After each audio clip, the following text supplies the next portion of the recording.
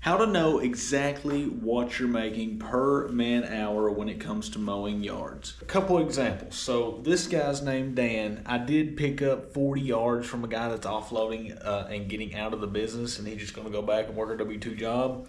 And I'm getting started this year, so I said, sure, I'll take the 40 yards. Now, the problem is a lot of his yards are $35, $45 yards. So I know right off the bat, I need to do some price increases. For example, say that one of the yards, the guy's name's Dan, and it takes 30 minutes to mow that yard. Well, you divide that by 60 minutes, which is an hour, 0.5. Let's say he was charging Dan 40 bucks, and you divide that by 0.5, that will give you $80 per hour. That's not good, okay? A lot of you guys, if you have never ran a business before, you want to at least be at $100 an hour, bare minimum, for anything out there. Lawn mowing, pressure washing, stump grinding, tree trimming, anything. You need to try to be at $100 an hour, because remember, it sounds good if you're coming from a W-2 job making, $20, $25, $30 an hour. It's like, oh, what are you talking about? You're making $80 an hour. But really, you have to operate as a business, and you might only get a third of that $40. You know what I'm saying? Because you got to pay taxes, all that stuff, quarterly taxes. So we need to get this up to I want to probably get to $120 an hour at least. Becky here, let's say 0.33 repeating. So we're going to take 0.33. And hopefully you guys can still see that without my shadow in the way. I got to change this up around. Let's say that she is at $35 an hour. That would be $106.06 an hour. We'll just leave it at 106. So even at, and I'll move this over to let you see the math here. So even at these prices, we need to raise these people. So if this was the actual math of the people that I got offloaded this year, then I would immediately bump these up. So this guy, we got to go big. So we'll probably do 60 for this guy. We'll get rid of the 40, bump him up to 60. He'll probably say no and tell us to get off his yard, whatever.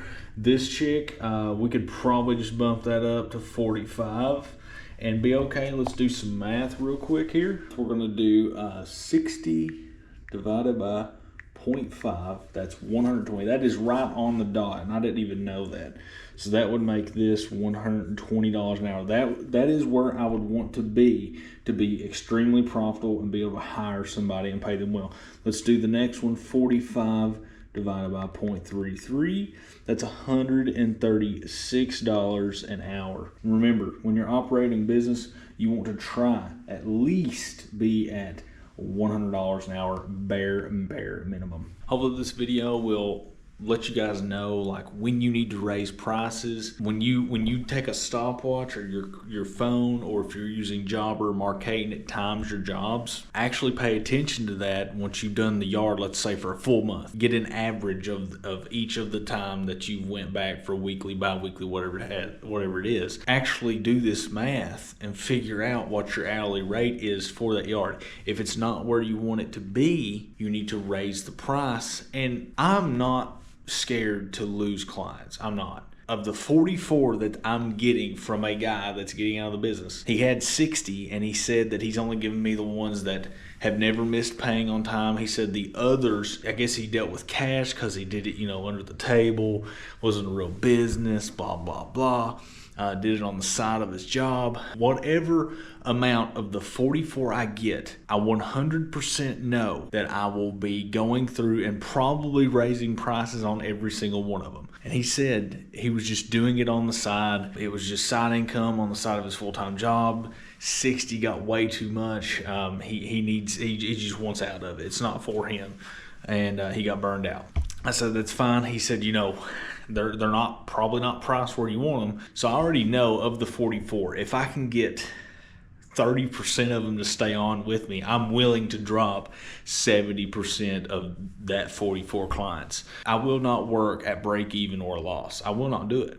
I would rather sit at the house and kick back and, you know, just not do it. What's the point? You know, you might as well go get a W-2 job if you're going to break even or just barely like get a 5% profit margin. It's not worth it. You have to raise your prices.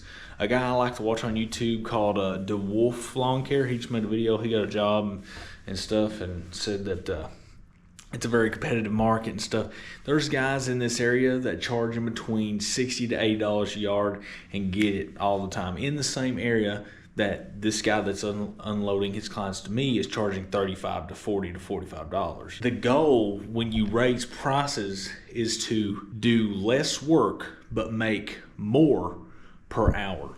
And then any client that comes in, if I raise my minimum to 60 and everybody else is quoting 35, that's fine, because they can't handle them all. And 9 times out of 10, the chuck in the trucks, the $35, they're not going to be very reliable. And if they are, they're just shooting themselves in the foot. So that's just my philosophy. That's my thinking. Hope this helps you out. And I'll see you in the next one. Click that subscribe button. Be sure to check out my other videos. Peace.